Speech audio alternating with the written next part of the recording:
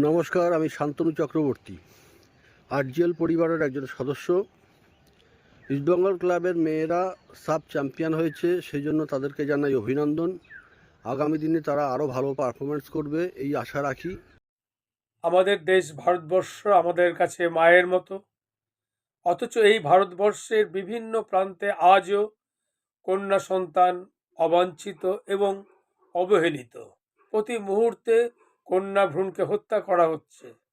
আজ সেই ভারতবর্ষের কন্যারা নেপালের মতন বিদেশের মাটিতে জাতীয় পতাকাকে আকাশচুম্বী করে চ্যাম্পিয়ন হয়ে আজকে তারা দেশের দিকে ফিরে আসছে এবং ভারতবর্ষের মানকে জগৎসভায় শ্রেষ্ঠ আসন নেওয়ার দিকে এক ধাপ এগিয়ে নিয়ে গেছে।